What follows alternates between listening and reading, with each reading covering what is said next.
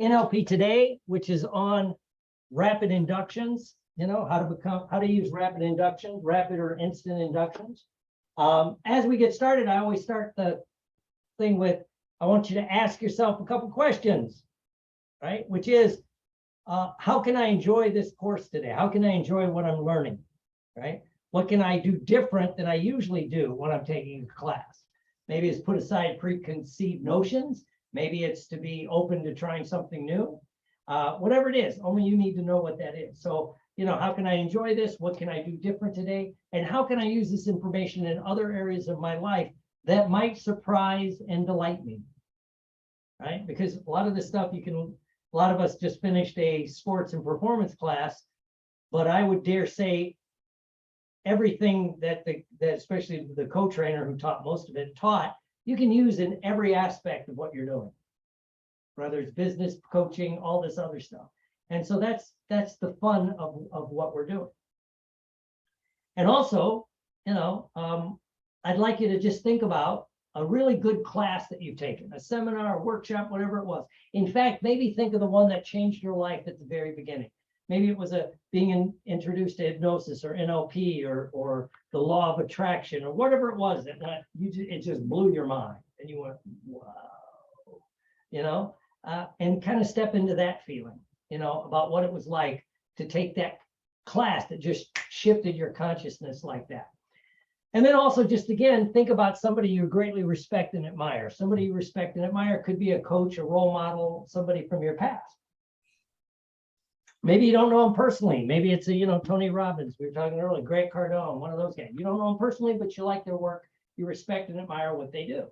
So hang on to that feeling of that thing that blew your mind when you learned it, and then that person that you respect and admire, and think about all of those things as we get going. And yes, I actually do practice this stuff all the time, right?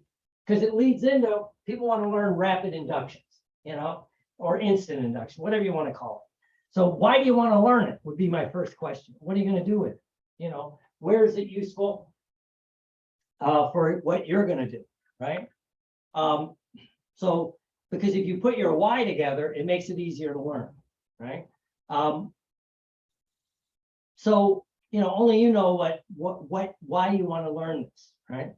Now, to me, there's some very good applications of a rapid induction, right? And usually it was when I'm busy, when I've seen a lot of clients in my office, or, I'm about to start, coaching people online again. And where I would use them the most is when I screw up my schedule and I'm running late, and I'll be honest, I forgot one today, and, thank God the lady reached out. I was sorry, I was supposed to be on the call at certain time. I was 10, 12 minutes late and you weren't there. I hope we can squeeze one in. And when I got the message, I'm like, shit, I forgot, right? So logged on, and I basically did what we're going to do here, and that's what would happen in my office all the time. I'd run over with a client because they were in distress or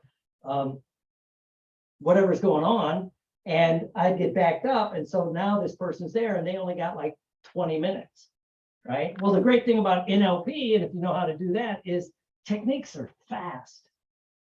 Now, how long does it take the one I just did with someone was on like the phobia response? I mean, even if you drag that out, it's 8 minutes, ladies and gentlemen. It is not that hard, right? So did a little bit of what I'm going to be teaching today, did the thing, got it out, and we're going to do a follow-up session on it. So why do you want to use, that's where it's useful, clinically, in my opinion, right? The bad part about it clinically is if you did a rapid induction NLP technique, and if you booked out an hour, you do a 10-minute info gathering, you do a rapid induction NLP technique, you're running about 25 minutes, right? And so you don't fill an hour, but that's also why you should never tell a client that a session is an hour or a certain amount of time. It's whatever it takes, kind of like if you ever had to talk to a surgeon. I know a couple people who have had surgeries lately. How long does the surgery take? It depends. It depends what happens once we start the surgery, right? Some of us have been there, my first knee surgery is supposed to be 30 minutes. It took 2.5 hours, right? They had to rebuild my leg. He didn't know that till he got in there. And so it's a good thing we can do.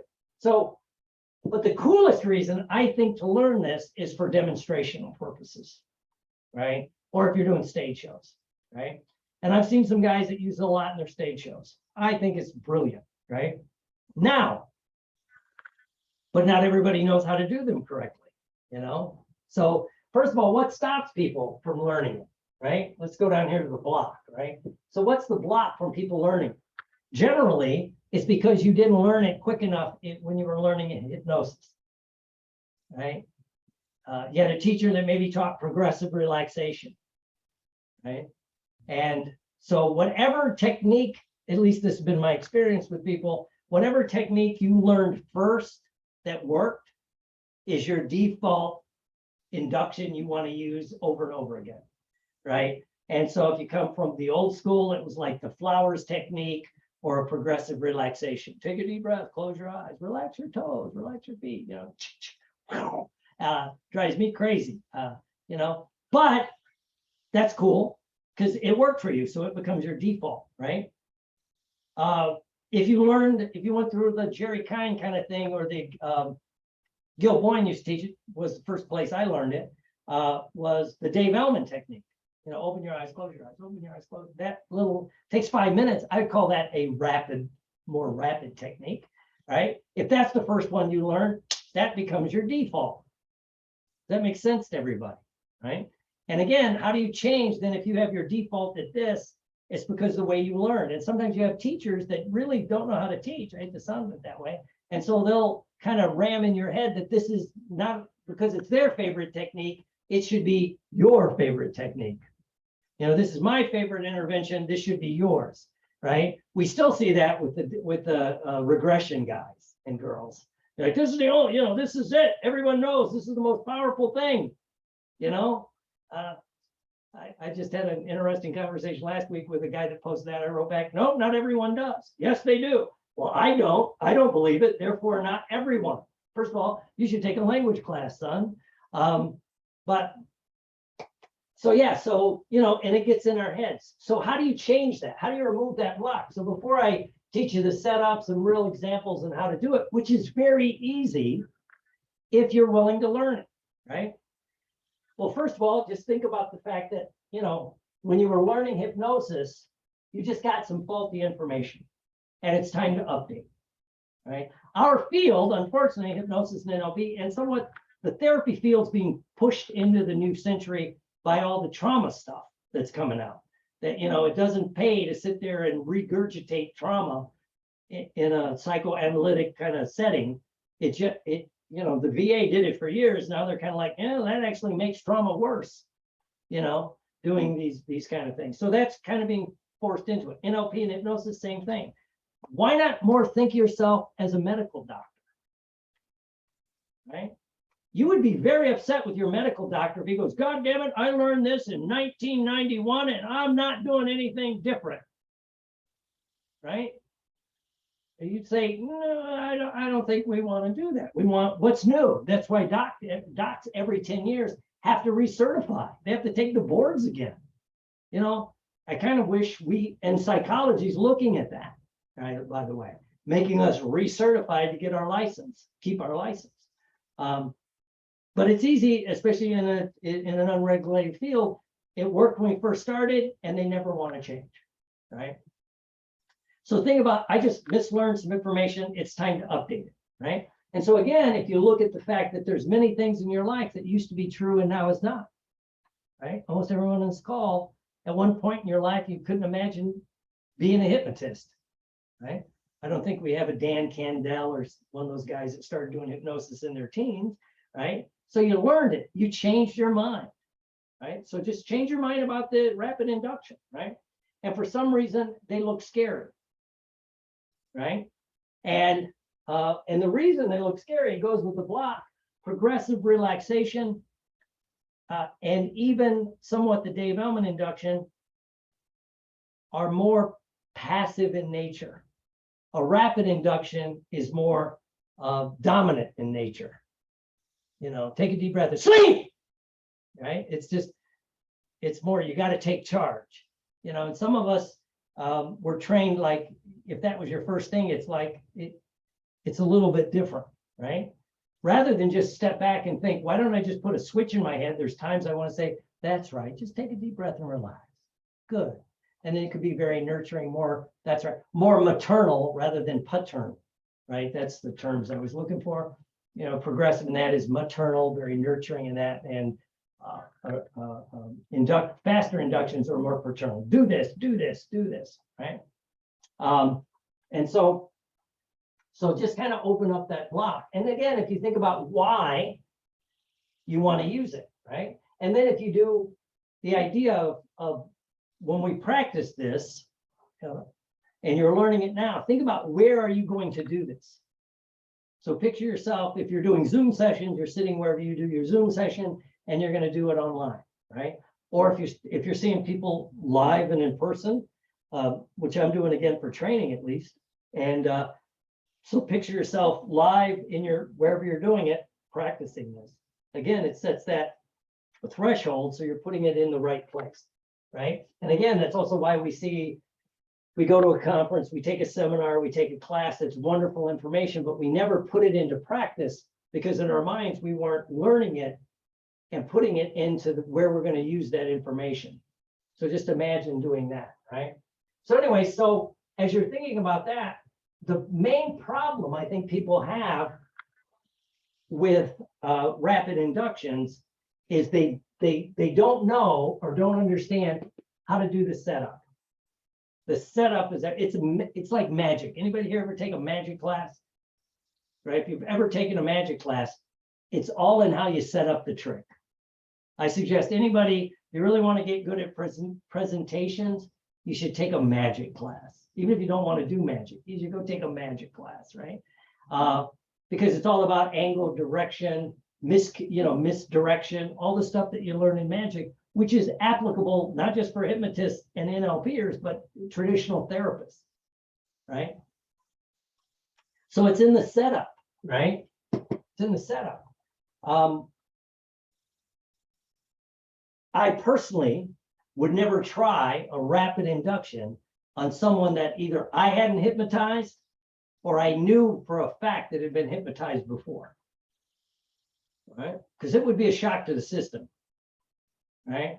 And in this day and age with so much trauma going on, post-COVID, well, there's always trauma. You have no idea if you walked up to somebody and just went, sleep, and did that, as I said, you might get a throat punch, their partner may pull, here in the States, not you wonderful Canadians and others, here in the States, somebody may pull a weapon and shoot you, because it looks like assault, right? Now, in fact, I was with Jerry Kine, who loved rapid inductions. In fact, how I got along with Jerry Kine as an NLP guy, he hated NLP, is we were at a conference and he was walking by where I was teaching and I was showing how to do a rapid to an NLP class, right? And he came up afterwards, he goes, I never seen an NLP guy do a rapid induction. And I said, well, Jerry, I don't really know you, but obviously you've never really dealt with a competent NLP guy, And he went, there's a couple of us. And so that's how I became good friends with him. But I got to see him do it. We were at his place in DeLand, Florida, or Fort Lauderdale, one of it where he was. And the group he was teaching, they were doing, he was teaching his hypnosis class, and they went out to a restaurant. And he said, now I'm going to show you how to do this, right? And it's not scary if you do it the right way. I still remember saying that. And Jerry Kine, if you guys remember him, anybody here got to meet him, he was a little guy. I mean, I'm not big, but he was about this tall on me, right? So he wasn't imposing, When I saw Gil Boyne do these, that guy was like 6'3", 240. It was a little bit, more intimidating. But anyway, Jerry Kine took the people to the restaurant. He said, now what I'm going to do before, and he showed them how to do the setup. He goes, I'm going to take one of my students and do a demo, not a demo, but I'm going to do it to them at the bar. They were going to a restaurant bar, right? And he goes, because you're trained to go into hypnosis. I know you'll go into hypnosis easily. We've been doing it for several days, right? So they were up by the bar and he took the guy and he goes, now, I know you want to be hypnotized. Look right here, look. And he did his rapid induction. So all the people around him saw it. That makes sense to everybody. So even people who hadn't been hypnotized, they just saw an example of what it's like, right? And that's when people go, oh, do me next, I want this, right? He didn't walk up to a total stranger and he warned people in his class. I would never do that, right? But if I known someone had been hypnotized by myself or someone else, then their brain already has that setup, right? I was watching a stage hypnotist, a guy I like a lot, Jim Wan, one of the most talented stage hypnotists I know of. And he was doing a university, I think it was Ball State or something in Indiana. And he went there every year, if not twice a year. And so when he gets up on stage, after the music and this little intro, he went, who here saw my show when I was here, whatever it was last year, right? And a bunch of people raised their hand because it's college, that some people are back. And he goes, anybody here was in the show last year and enjoyed it? And a couple people raised their hands. He goes, you guys that were in the show last year, come on up, right? Well, they were in a show last year. So they knew what was going to happen next. And what was going to happen next, they walk up, and as he goes, go ahead and have a sleep. And he would put them in the chair, and they were prepped. They were ready. They'd been hypnotized before. And what did that do to the other 1,500 people in the auditorium? They said, this is what's expected. That makes sense to everybody. The other place I saw it brilliantly done was in Las Vegas. A guy named Marshall Silver, I don't know whatever happened to him, but a guy named Marshall Silver, he was at the Golden Nugget, one of the big hotels, and or Caesar's, a big hotel. And he was headlining, right, his hypnosis show. And he billed himself as the greatest hypnotist in the history of the world. This hypnosis show is so powerful. You do not look Mr. Silver in the eye, or you will go into trance. And he wore sunglasses all the time, right? And then while you were waiting to go into the auditorium, they had this first place I ever saw it, they had all the screens going that were showing his past shows, right? And so the people in the audience, or not in the audience, they're about to get into the auditorium, they're watching examples of what's going to happen, right? And it's saying that. And again, I don't have my shades in front of me, but it'd be like, he had glasses and he'd go, and then these people would drop, right? Well, he's prepping the audience. It's set up. And he goes in, but ladies and gentlemen, before you come into the theater, look at your ticket. By entering the theater, you're giving permission that you may be hypnotized, right? And if you don't want to be, now is the time to leave. I'm sitting in there watching this and I'm going, that is fucking brilliant, man. He is setting this up from the start, right? And so then when people come in, and he did the same thing, which was, how many people saw my show before, right? A couple people raised their hand. And he pointed to somebody and said to him, were you in the show last year? No, but you saw it, right? You know what to expect. Come on up. And as the guy came up, he goes, now sit down. He took his glasses off and the guy just dropped like a rock, right? So anyway, it's all in the setup, right? So if you're going to do it in a demo, and there's at HypnoThoughts, there's a couple people that they run around the strip and they do it, they're teaching how to do it and they're doing it on the strip. I never go with them because I don't know any people I know that are like neurosurgeons that go out and just perform neurosurgery on the fly to impress a bunch of people. So, but that's my own thing. But it's impressive. But the one guy that I saw do it, I can picture him. I can't think of his name, but he would say the same thing. When you're getting in a group and there's a group there and you're going to hypnotize a ringer, if you will. Do the rapid on someone that knows what it looks like and what's going to happen. Because then, especially as Las Vegas, for God's sakes, everybody's there to do something weird. And then the people start raising their hand. Oh, do me next. I want to do it. Let me experience it. Things like that. So it's all in the setup, right? And if you don't have a ringer, if you were going to do it, and I've tried this, you want to give real examples to someone where you go into trance quickly,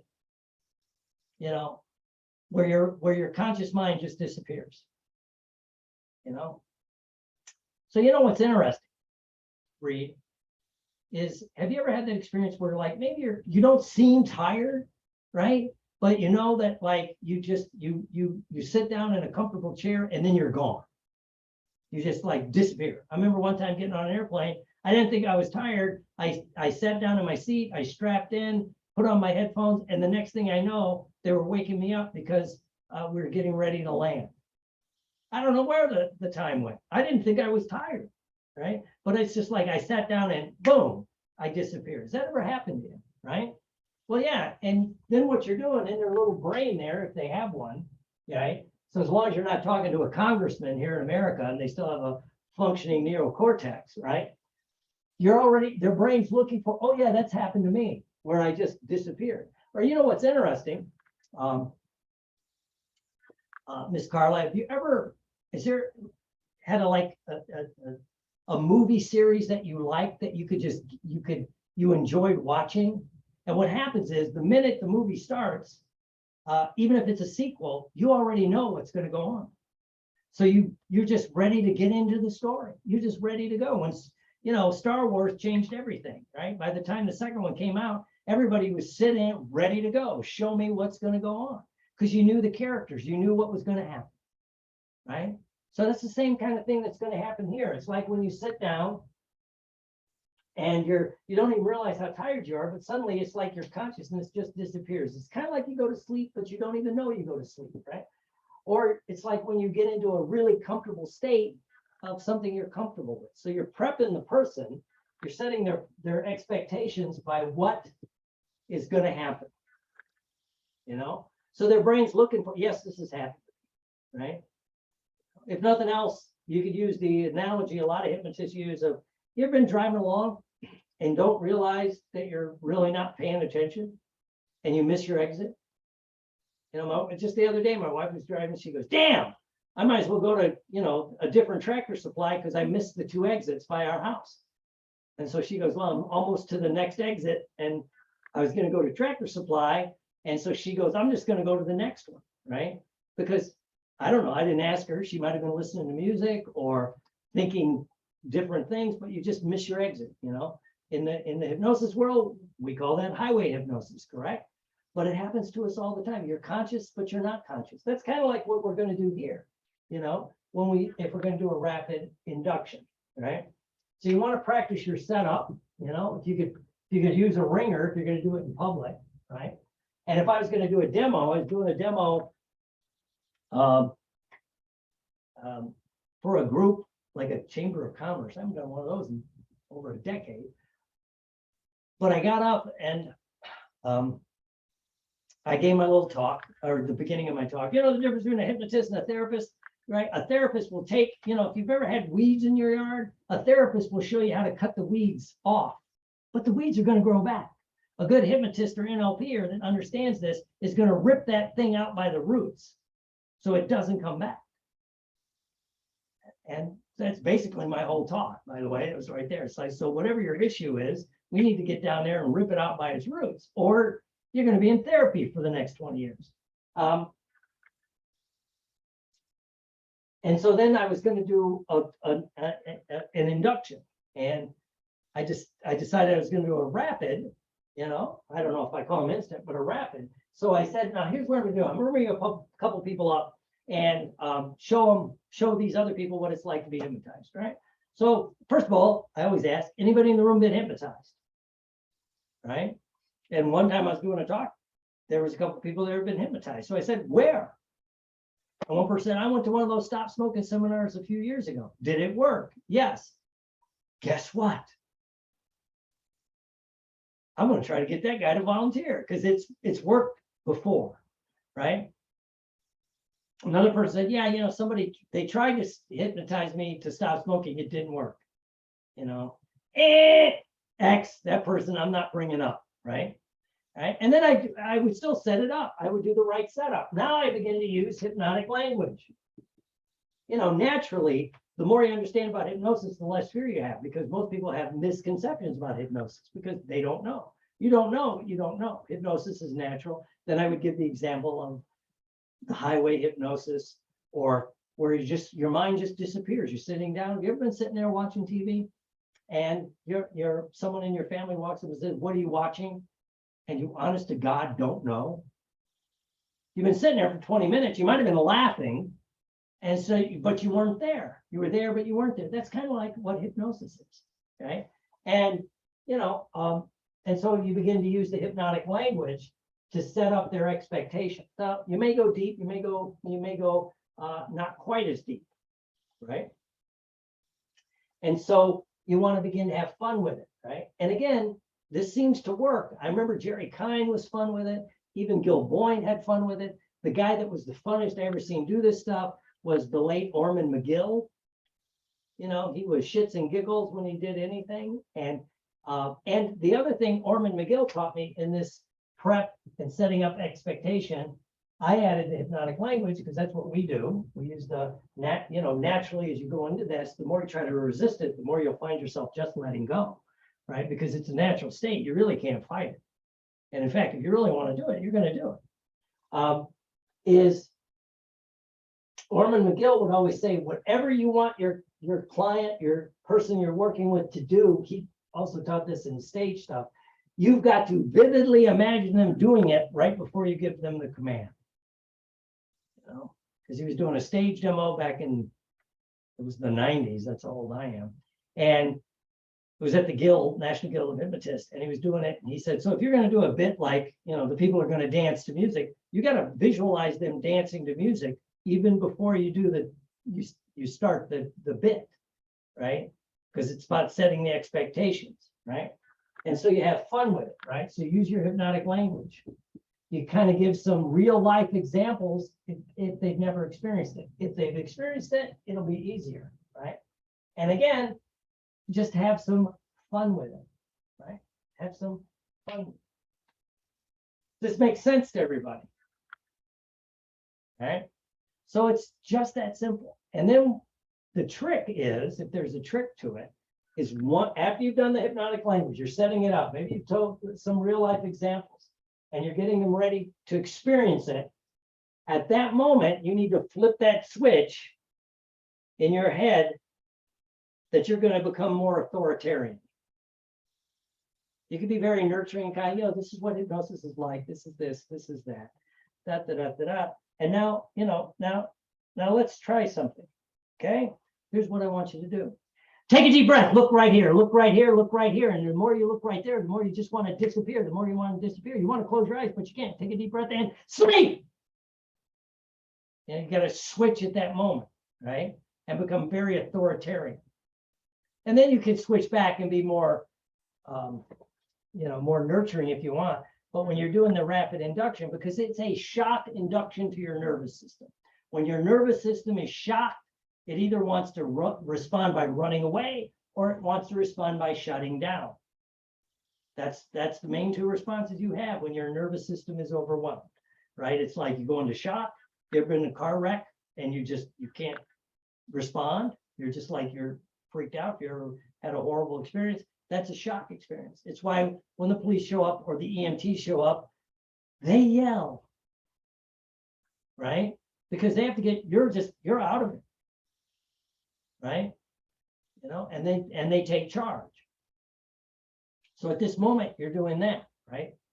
And then you have to tell them what to do. The main thing after you do that, you're shocking their system. If you were doing it live and you're going to do like a hand drop induction where you have them push on your hand and go sleep, I never grabbed the head like some people, would do. And do the sleep like this, right? Because I almost killed myself once doing one of those. But you're shocking the system. So once that shock happens, what happens if it happens to you? If somebody will sleep, your brain is like, what? It puts it in a momentary shock. And as Jerry Kine and Gil Boyne both would say, there is no pause between whatever you're going to do. It's usually yell, like sleep, relax, let go. There's no pause.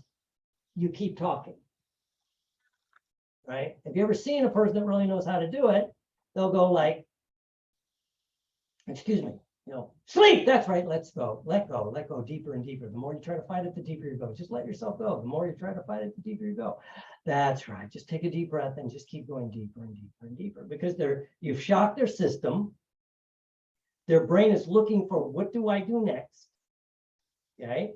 And if you've set up with some expectation and your language that they trust you, they're going to follow the instruction. Right. It's like if you ever, when an EMT or a policeman shows up on a scene, they're taking charge. We've learned through most of the time in culture that they show up, we're going to trust them. Right. Because they have to that's what we want them to do. Right. And so we'll follow their instructions. Right. And so you'll do that. Right. First rule of leadership in combat is, never let your team know that you're as scared as they are. Right. So that is turn my camera down. I do very low tech. So does that make sense to everybody? Cool. All right.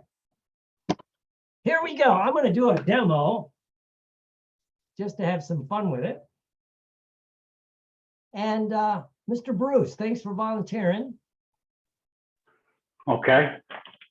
I need to put hold on. I did something to my computer and now I'm having a heck of a time. Something, Bruce? I'm here. Okay, gotcha. Oh, good. Now it's working. All right. Damn technology. You love it and hate it.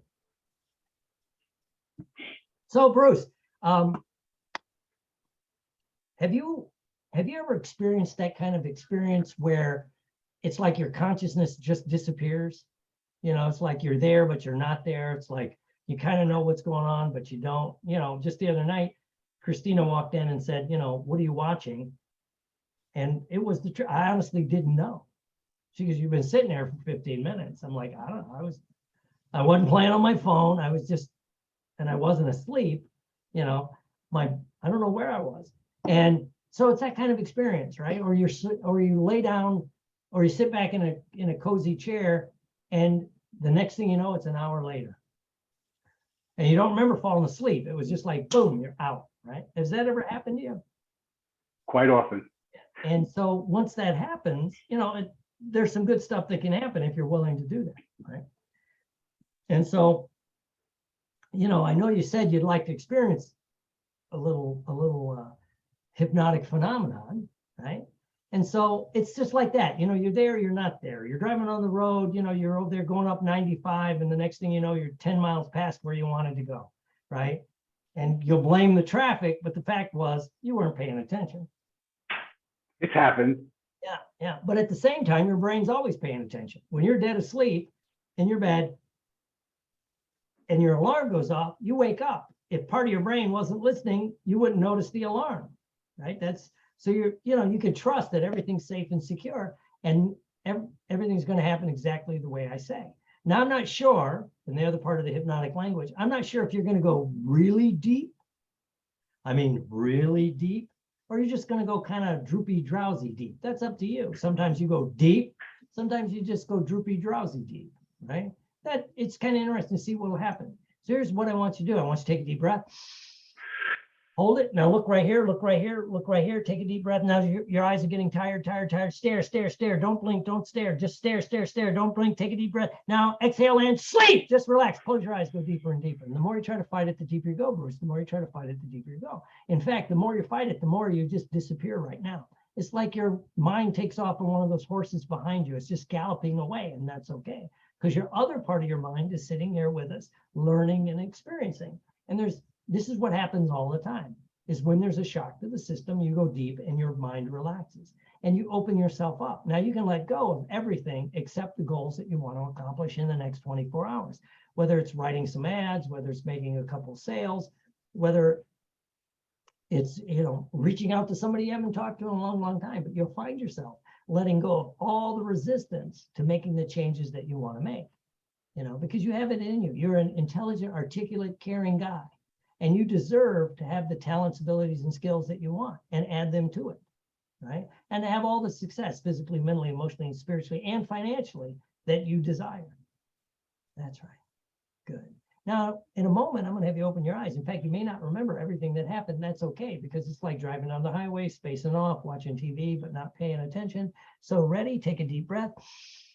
And as you exhale, open your eyes and come on back. Wow. Wow. So the first thing is as you were talking about your eyes will get droopy or deep or whatever, I started to get my eyes, etc. But when you put me into that sleep, my whole body just let go. I was holding my hands together like this below, and then all of a sudden, it's like everything I melted in the chair, and it was like listening to my brain, because you were actually talking. I didn't hear you, I heard my brain. You know, it was, I'm not sure if I'm explaining it properly, but it was like I heard your words, but they were like coming from my own brain to me. Incredible. Cool. All right.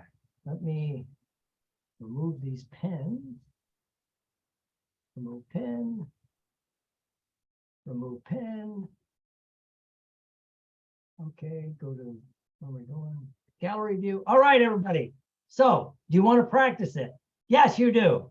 In fact, the more you try to fight it, the more you just want to practice it, correct? I mean, resistance is futile. You are in the Borg now, the NLP Borg, right? Together, we will add your unique consciousness to our group, right? I'm a geek. So let me set up the thing and just practice it, right? And again, just let's use the assumption that you're giving a talk, right? And you've explained a little bit about what hypnosis is to the group, but even when you get a couple of volunteers to come up, people that want to experience it, right? Come on up. You're still going to go through and give the setup. Every time I've screwed shit up like this, I didn't do the setup, right? I didn't do the set. The biggest mistake I was at a hypnosis conference, and I made the mistake of thinking those people actually knew what hypnosis was. And it was like, nope, there's a reason why you'll be at a conference and the stage hypnotist will still do the setup, right? Because plus how many times you be at about a bunch of hypnotists that haven't personally been hypnotized in a long, long time, right? So it's like, so anyway, do the setup, have some fun. And then just explain whatever you want. You know, what is a natural, where your consciousness disappears. Highway hypnosis, watching TV and not knowing, just spacing off, right? Being so relaxed that you sit in a chair and the next thing you know, it's an hour later, right? Those kind of experiences, because again, you're setting that pathway in their brain, because most people will start to look for examples in their life where it happened. The minute they find that example, that pathway's open, right? And again, if they've already been hypnotized, then it's easy. You've been hypnotized, you know what it's like, but I still do the setup, right? And then whatever you want to do, I usually just do the Jerry Kind, take a deep breath, look right here, look right here, look right here. And then set it up with, look right here, your eyes are getting droopy, drowsy. Don't blink, look right here, stare, stare, stare. Don't blink, your eyes are tired, and sleep. And if they don't close their eyes, say close, after you do that, sleep. Close your eyes, go deeper and deeper. That's right, deeper and deeper, deeper and deeper. Just let go. The more you try to fight it, the deeper you go. And again, the thing you got to prep yourself for is from the time you yell sleep or relax, you don't stop talking. Don't do the sleep. You got to take your breath and get ready to go, right?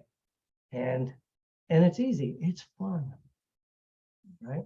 So let me set up the breakout rooms.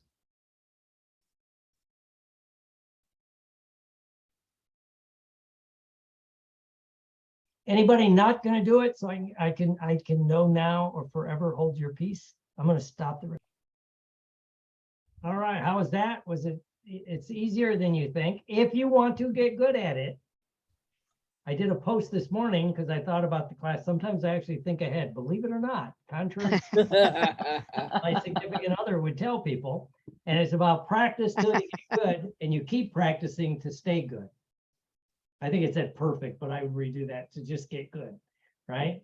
So, because one thing, I forget who told me this, but I think it was early when I was learning NLP. I think it was Michael Banks. He's a psychologist. He's retired now.